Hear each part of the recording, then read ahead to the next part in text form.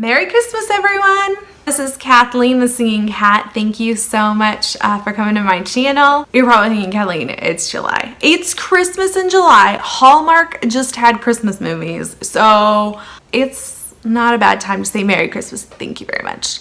And as you can see, I'm wearing my Mickey Ugly Christmas sweater, and you can see Mickey with the reindeer. Isn't it cute? One of them actually has, I can't remember, but it has Rudolph. Like there's one, it's almost like a hidden Mickey, but it's not Mickey, it's hidden Rudolph.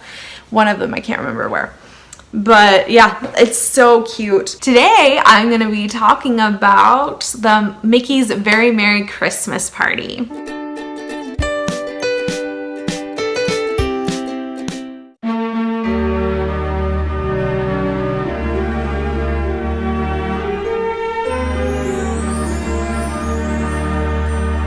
Right around this time, about a month ago, they released the dates for the party. So I thought this would be a great time to bring up, is this worth it? Specifically why I'm doing this now is because the dates are released, they do fill up, they do sell out. It really depends on which day you're gonna go on. The closer to Christmas, the higher the price and the sooner the tickets will sell out.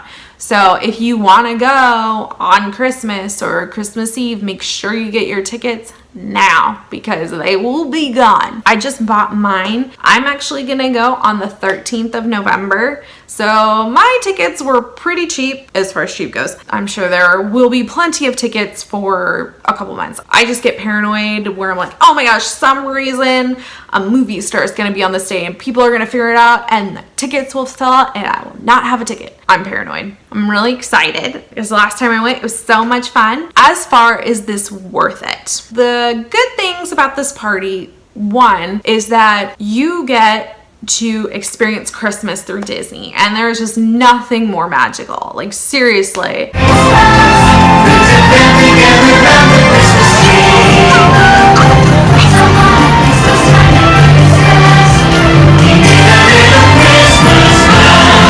It's like unicorns and rainbows, but Christmas. You just can't help but feel the Christmas spirit and you just wish it was Christmas. Like seriously, if that's all Christmas I could experience besides the birth of Jesus Christ, I would be happy. It's just, you can't help but smile, just feel like a little kid on Christmas morning, because that's what you feel like. Another thing, you get to meet characters that don't normally get to meet.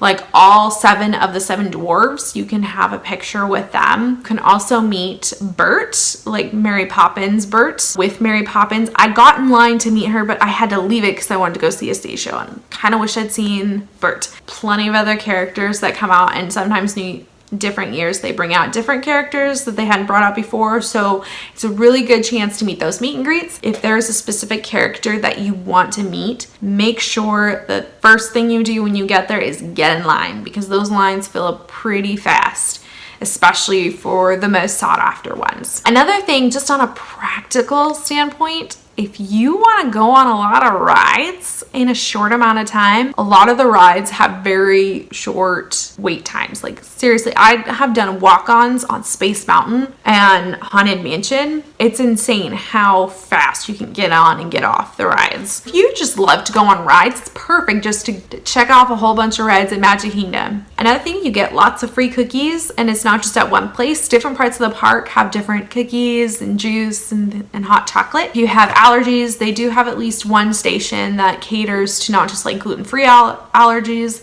but also other allergies. Disney and food allergies, amazing. They know how to take care of you. Another positive are the shows. The Christmas parade, I believe, also happens on Christmas Day, but you don't have to be there on Christmas. You can be there at a third of the crowds. But again, if you want a great spot, you have to line up seriously, depending on which showing, because they usually have 2 shows and 2 parades. You have to line up early before the first show, because it's not like you don't leave and come back, because people just resituate where they're where they're looking at to look at a show. If you want the best seat for everything, get there early and stay there and just go like this. Pro tip, if you really don't want a lot of the crowds and you want to feel like you experienced a lot of the party, go to the second shows and go to the second parades. That's something that we're going to do this time that I wish we had done the first time. So the things that, you know, kind of the disadvantages, it is expensive. The cheapest is $90 per person for an adult. That's a park ticket. That is an entire normal park ticket. Especially the closer you get to Christmas or weekends, the higher it goes. I think it goes up to about $125 or maybe even more. You got to take into account the price. I got mine for $90. I've got one of their cheapest days. Crowds will be less than they normally will be. That's another bad thing. Sometimes they can have, especially closer to Christmas, they can be crowded. It can be pretty claustrophobic in Main Street area and in front of the castle. Or sometimes even in those meet and greets, really long lines. But a lot of the rides aren't. But you know, that's something to think about. It also goes super late. You can get there at 4 p.m. You're allowed to enter the park. Activities don't actually start until 7. They close the park to anyone who doesn't have a ticket at 6. So you do have like that little bit of a wiggle room between 6 and 7, but it's not much. And it goes until midnight. So if you're not a late night person, I really wouldn't suggest this party, only because you can only do so much.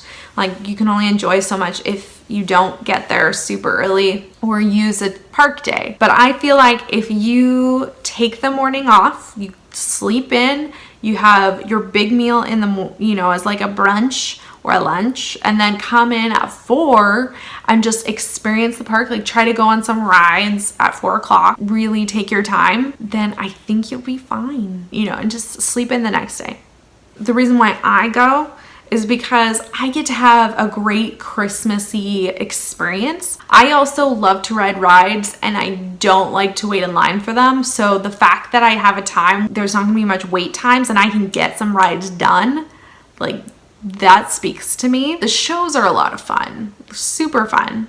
And also, I like doing meet and greet. So how I'm gonna do it this next year, I'm not gonna waste a park ticket. I am going to just relax in the morning, sleep in as much as possible, have a big brunch with my sister, maybe do some resort hopping or just go back to a resort and take a nap. 4 p.m. on the dot, we are going to be there, getting into Magic Kingdom, start riding the rides, but I'm actually gonna do the meet and greets first, like really get those done. Like, I'm gonna figure out which ones I really want, 1 or 2, maybe 3 that I really wanna get done, and I'm gonna go on those lines first around 6, because that's usually when they start lining up, because sometimes they'll start seeing people before 7. So 6 o'clock I'll start lining up to whichever one that I really want. I really want the Seven Dwarfs one. Once the party starts, like, go on the rides, like really like get my favorite rides done at that time, and then let the crowds be for the first shows and the first parades.